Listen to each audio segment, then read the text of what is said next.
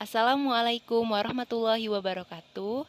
Perkenalkan, nama saya Elva Armelia dengan NIM 03031282025057. Di sini saya akan mengumpulkan tugas Pancasila dengan guru pembimbing Pak Dr. Andes Giatarma, MPD. Di sini saya akan mempresentasikan yang berkaitan dengan materi saya, yaitu konsep dan urgensi Pancasila sebagai sistem filsafat yang mengimplementasikan butir-butir Pancasila.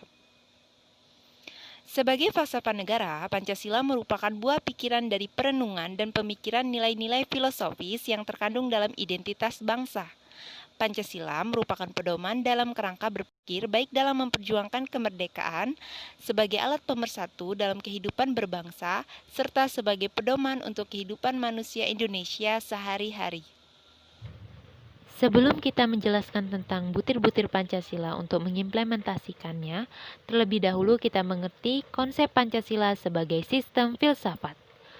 Kata filsafat dalam bahasa Indonesia berasal dari bahasa Yunani philosophia, terdiri dari kata phil, artinya cinta, dan sophia, artinya kebijaksanaan.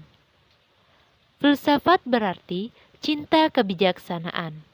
Cinta artinya hasrat yang besar atau yang berkobar-kobar, yang sungguh-sungguh. Kebijaksanaan artinya kebenaran sejati atau kebenaran yang sesungguhnya. Filsafat berarti hasrat atau keinginan yang sungguh-sungguh akan kebenaran sejati. Berikut pengertian filsafat menurut para ahli. Yang pertama, menurut Socrates. Menurut beliau, filsafat adalah suatu bentuk peninjauan diri yang bersifat reflektif atau berupa perenungan terhadap asas-asas dari kehidupan yang adil dan bahagia. Yang kedua, menurut Plato. Dalam karya tulisnya Republik, Plato menegaskan bahwa para filsuf adalah pecinta pandangan tentang kebenaran, vision of truth, dalam pencarian dan menangkap pengetahuan mengenai ide yang abadi dan tak berubah. Dalam konsepsi Plato, filsafat merupakan pencarian yang bersifat spekulatif atau terhadap pandangan tentang seluruh kebenaran. Urgensi Pancasila sebagai sistem filsafat atau dinamakan filsafat Pancasila artinya refleksi filosofis mengenai Pancasila sebagai dasar negara. Lantas, mengapa manusia memerlukan filsafat?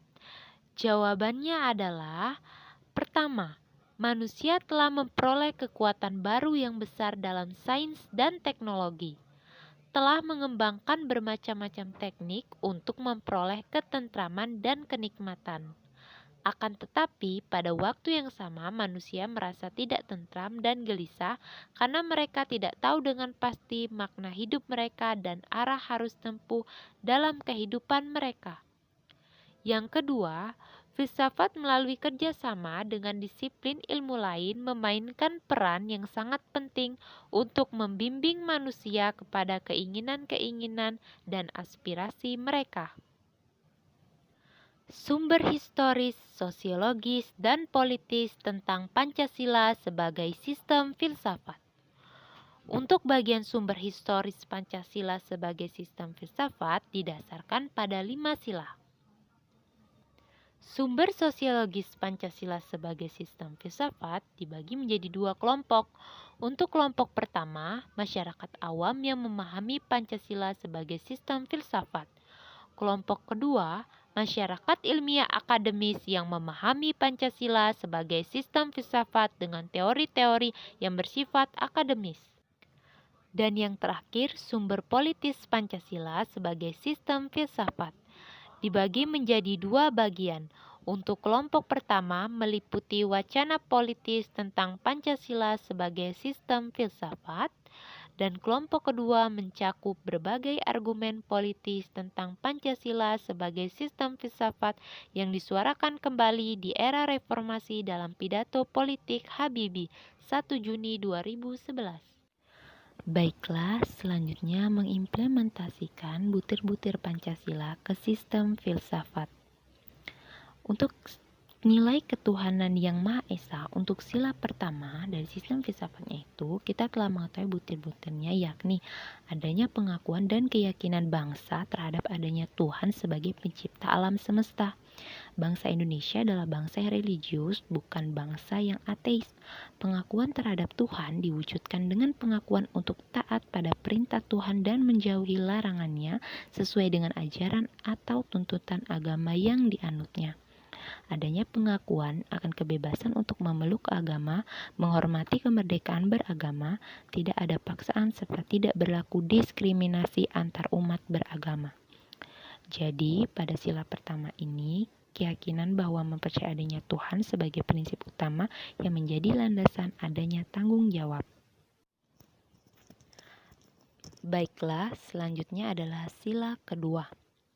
Untuk sila kedua, kemanusiaan yang adil dan beradab, kesadaran sikap dan perilaku yang sesuai dengan nilai-nilai moral dalam hidup bersama atas dasar tuntutan hati nurani dengan memperlakukan sesuatu hal sebagaimana mestinya. Manusia perlu diperlakukan sesuai dengan harkat dan martabatnya sebagai makhluk Tuhan yang sama derajatnya dan sama hak dan kewajiban asasinya. Berdasarkan nilai ini, secara mutlak adanya pengakuan terhadap hak asasi manusia. Kita bisa melihat pada contoh di mana kita saling mengasihi antar sesama dengan memberikan sesuatu yang menjadi kelebihan kita kepada orang yang membutuhkan. Selanjutnya, untuk sila ketiga, nilai persatuan Indonesia. Butir-butirnya yakni usaha ke arah bersatu dalam kebulatan rakyat untuk membina rasa nasionalisme dalam negara kesatuan Republik Indonesia, mengakui dan menghargai sepenuhnya terhadap keanekaragaman yang dimiliki bangsa Indonesia.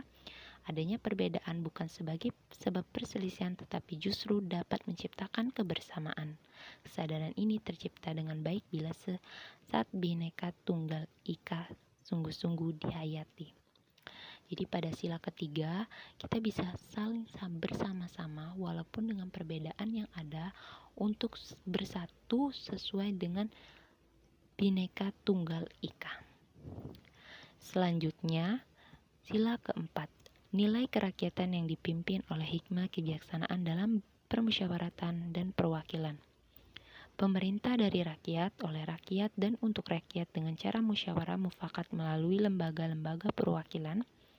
Berdasarkan nilai ini, diakui paham demokrasi yang lebih mengutamakan pengambilan keputusan melalui musyawarah mufakat.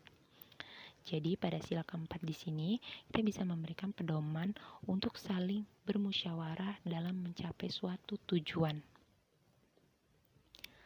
Dan yang terakhir adalah nilai keadilan sosial bagi seluruh rakyat Indonesia, mengandung makna sebagai dasar sekaligus tujuan, yaitu tercapainya masyarakat Indonesia yang adil dan makmur secara lahiriah maupun batiniah. Berdasar pada nilai ini, keadilan adalah nilai yang amat mendasar yang diharapkan oleh seluruh bangsa. Negara Indonesia yang diharapkan adalah negara Indonesia yang berkeadilan. Jadi pada sila kelima ini menjunjung tinggi keadilan dalam berbagai aspek demi menegakkan hukum tanpa memandang perbedaan. Persaingan global telah dimulai dari segi sosial, budaya, ekonomi, dan lainnya. Oleh karenanya, kita perlu menjunjung tinggi filsafat Pancasila sebagai pedoman kita, sebagai pedoman untuk kemajuan bangsa dan pedoman dalam mendidik generasi bangsa. Nilai luhur yang terkandung dalam Pancasila akan menjadi inti dari pembentukan karakter bangsa yang sesuai dengan nilai-nilai Pancasila. Diharapkan filsafat Pancasila bisa dijadikan sebagai pedoman untuk membangun dan membentuk karakter bangsa melalui pendidikan karakter ataupun pendidikan yang membangun. Penerapan yang dimaksud adalah menanamkan nilai-nilai dalam Pancasila yang diterapkan melalui pendidikan untuk generasi penerus bangsa yang bisa menghayati serta mengamalkan Pancasila sebagai filsafat dan menjalani konsep urgensi yang ada berkaitan dengan butir-butir Pancasila.